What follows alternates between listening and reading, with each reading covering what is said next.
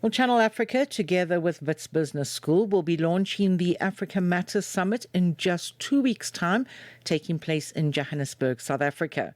It will be held under the theme Climate Change Financing Africa's Recovery.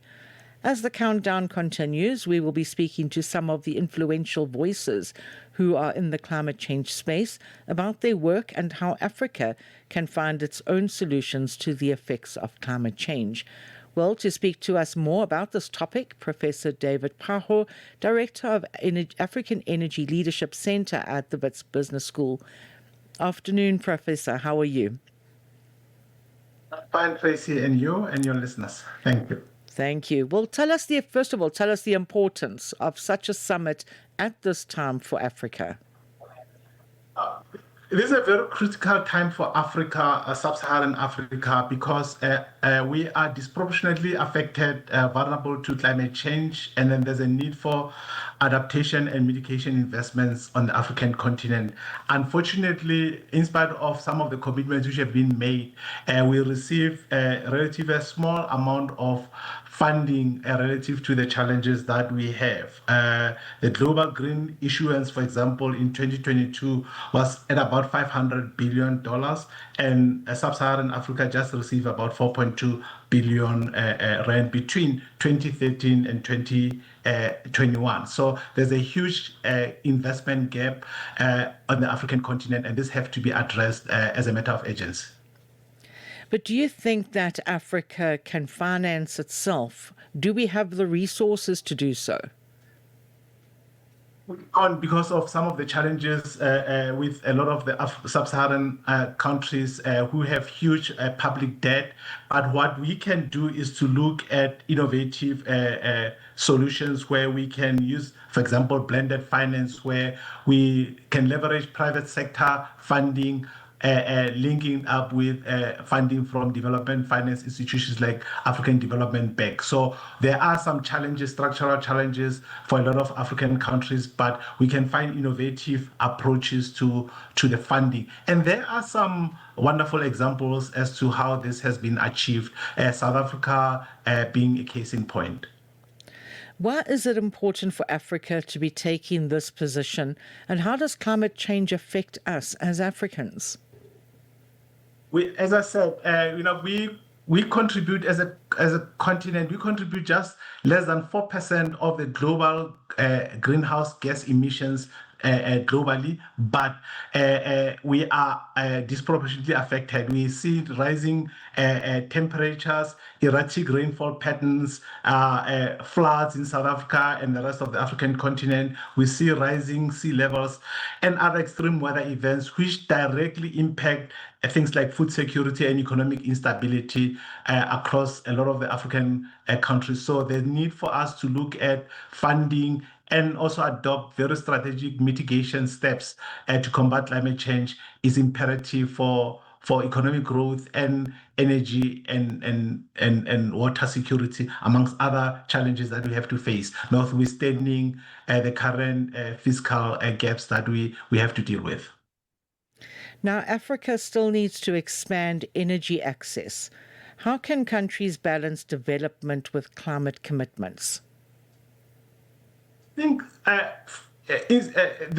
what African countries have done is very important. There's a universal agreement, at least on the African continent, that climate change is real. Hence, all 54 African countries are signatories to the Paris Climate Agreement. So there have to be a balance between economic growth and climate change. So a lot of the commitments that we have made have to be balanced with us, being responsible in terms of how we leverage and monetize oil and gas resources, at least leading up to 2050. We've always said and argued that natural gas, for example, is a transition fuel to a net zero economy, because things like oil and natural gas have a much lower carbon footprint as compared to coal. So the African countries can strike a delicate balance between responsible exploitation and monetization of the vast oil and gas resources that we have in the African continent, but also rapid deployment of renewable energy sources, and they are abundant from South Africa to Namibia to other parts of the African continent. So the delicate balance can be achieved, and we've seen also with the deployment of solar energy in South Africa and a lot of African countries, which has gone a long way to mitigate climate change in terms of reducing our carbon footprint in terms of emissions. And that comes on to my next question to you was what role should renewable energy play in Africa's future energy mix? It's a very integral part of Africa's energy mix because if we deploy renewable energy, whether it's solar, wind, geothermal, what it does is it reduces our carbon footprint so that we can reduce our CO2 emissions, and then that will contribute to our defined contribution that we've acceded to in terms of the Paris Agreement. So we can drive and deploy renewable energy across the African continent to ensure that we meet our climate change obligations in line with climate change. And because we have such a unique opportunity in terms of solar, especially on the African continent, and wind, especially in some of our coastal cities, we have an opportunity to really actually leapfrog our renewable energy deployment. We have not done well over the past 20 years, but I think there are movements across the African continent to leverage from renewable energy resources. And what has worked well is that we've seen a huge decline in the cost of installing, for example, solar energy because of the advances in technology. So it's a huge opportunity for a lot of African countries where energy security is a very important part of our policy consideration to accelerate the deployment. And it's even more important considering that well over 600 million Africans don't have electricity. But renewable energy, along with natural gas, can go a long way in electrifying a lot of the African countries who need electricity to drive economic growth and competitiveness.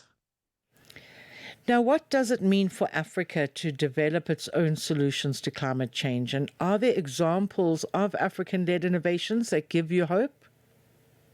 I mean, and maybe it's a little bit of a bias, but it's real. I mean, the whole drive also with this engagement is also for us to find ways to prioritize locally led initiatives. In South Africa, for example, our much celebrated renewable energy,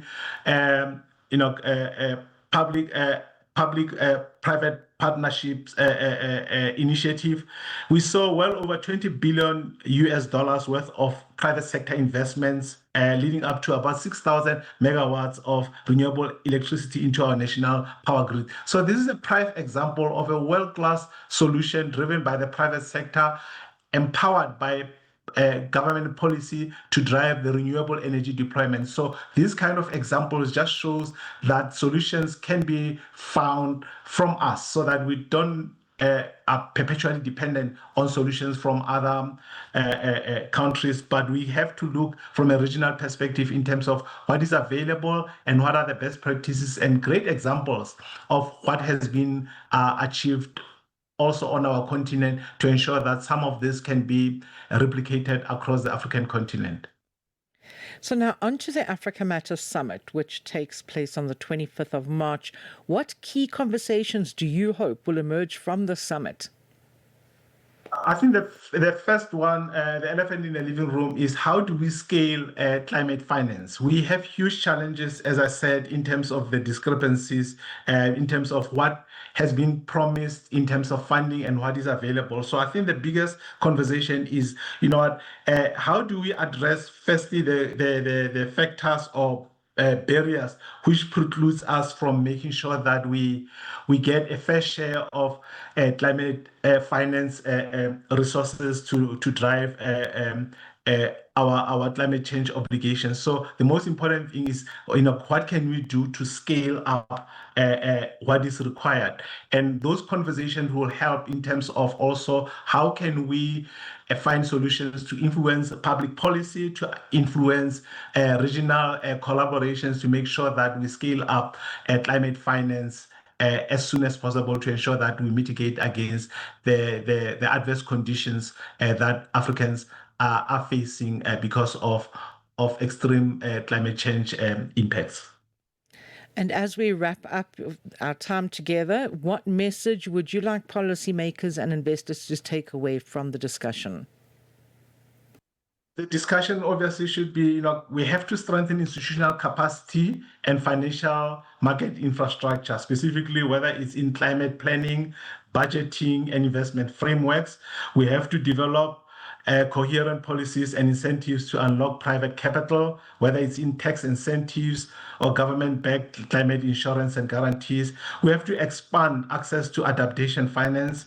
And then, as I said, is that one of the biggest things that we have to drive, and hopefully it's where policymakers and governments can come together, is strengthening regional cooperation to maximize climate finance mobilization. And last but not least, as I mentioned, prioritize locally led initiatives and look at what examples are there. And I think the role of especially academic institutions will be critical in making sure that they use their convening power to drive these kind of agendas to ensure that we scale up climate finance on the African continent. Prof, thank you so much for your time today. It was a pleasure. And that was Professor David Phaho, the Director of African Energy Leadership Center at the Wits Business School. Africa Update on Channel Africa with Lulu Kabu. Malawi's President Peter Mutharika has directed that a fresh inquiry be conducted into the plane crash that claimed the life of the former Vice President Saulos Clauser, political analyst Undule Mwakasangula. Undule, what are they politically and institutional factors that may have influenced President Peter Mutharika's decision to order a fresh inquiry into the crash? Let me start by saying that the death of the former president and 8 others was a painful national tragedy.